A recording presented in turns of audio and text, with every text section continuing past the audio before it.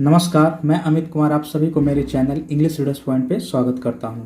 हम लोग short stories की एक सीरीज चला रहे हैं। तो ये आज का स्टोरी जो है दूसरा स्टोरी है और इसका हेडिंग है दी हेन एंड दी फाल्कन। फाल्कन का मतलब क्या होता है? बाज, और हेन का मतलब होता है मुर्गी। मुर्गी और बाज के बीच की स्टोरी है। तो आइए स्टोरी को देखते हैं। दी falcon and a hen were talking to each other. Falcon मतलब क्या हुआ? बाज, और हेन जो थे क्या कर रहे थे? बात कर रहे थे टू ईच अदर, एक दूसरे से। ईच अदर का मतलब क्या हो जाता है? एक दूसरा। तो एक दूसरे से क्या कर रहे थे? बात कर रहे थे। दी फाल्कन सेड, फाल्कन ने कहा, फाल्कन मतलब बाज ने कहा, किससे? टू द हेन, मुर्गी से, you are an ungrateful bird, तुम एक कृतज्ञ पक्षी हो। अब कृतज्ञ का मतलब हिंदी वर्ड हो गया, थोड़ा सा एक लिस्ट है, आपको समझ में नहीं आएगा तो इसको उर्दू में बोला जाता है एहसान फरामोश। जो मतलब क्या होता है? लॉयल नहीं है, विश्वासी नहीं हो तुम, इसको इस तरीके से कह सकते हैं। You are an ungrateful word. अब उसके बाद देखिए, why do you say that? He then asked angrily. अब हेन ने गुस्से में आकर पूछा। क्या पूछा हेन ने? एंग्रीली का मतलब होता है क्रोधित होकर। Y do you say that? तुम ऐसा क्यों कहते हो? दी फाल्कन रिप्लाइड, फाल्कन ने जवाब दिया। क्या जवाब दिया? योर मास्टर्स फीड यू, तुम्हारा मास्टर, तुम्हारा जो मालिक है वो तुमको खिलाता है। But you fly from one corner to another if they come to catch you. लेकिन ये तो तुमको मालिक तुमको खिलाता है, लेकिन तुम क्या करते? You fly from one corner to another, मतलब तुम एक जगह से दूसरे जगह उड़ते रहते हो। कब? यदि दे कम टू कैच यू, यदि वे लोग आते हैं तुमको पकड़ने के लिए, तब तुम क्या करते हो? एक जगह से दूसरे जगह उड़ते रहते हो।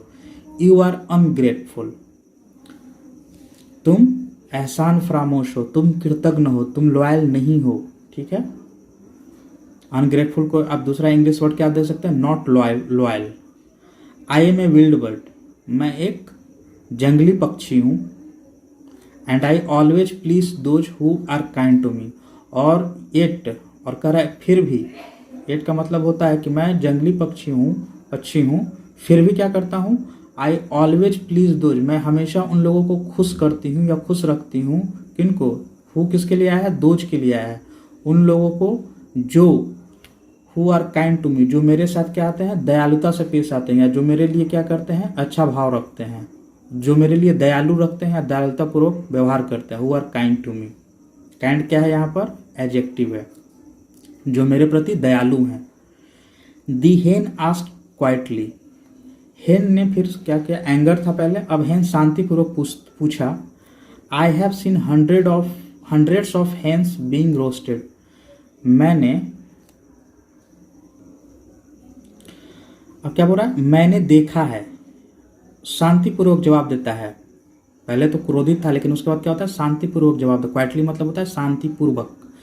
हेन ने जो पूछता है कि आई हैव सीन, मैंने देखा है, हंड्रेड्स ऑफ हेन्स मतलब सैकड़ों की संख्या में मुर्गियों को, बीइंग रोस्टेड मतलब रोस्ट होते हुए। बीइंग रोस्टेड का मतलब हो गया रोस्ट होते हुए। रोस्ट का मतलब क्या होता है?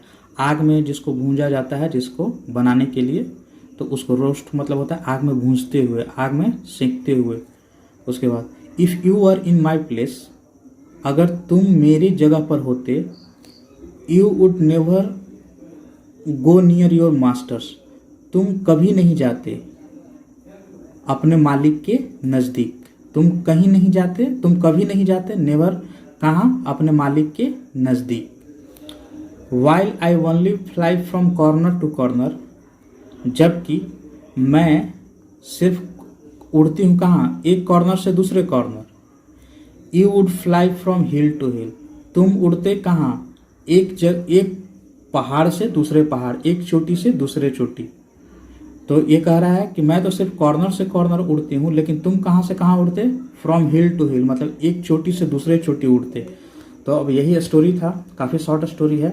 अब इसका मॉरल क्या है? मॉरल ऑफ द स्टोरी यहाँ पर ये है कि कह रहा है कि डू नॉट जज without understanding the whole story. अब कह रहा है कि किसी भी सिचुएशन में किसी को इतना जल्दी जज मत कीजिए, मतलब उसके प्रति कोई विचार मत बना लीजिए जब तक पूरी स्टोरी आप नहीं समझते हैं, तब उससे पहले आपको विचार नहीं बनाना चाहिए।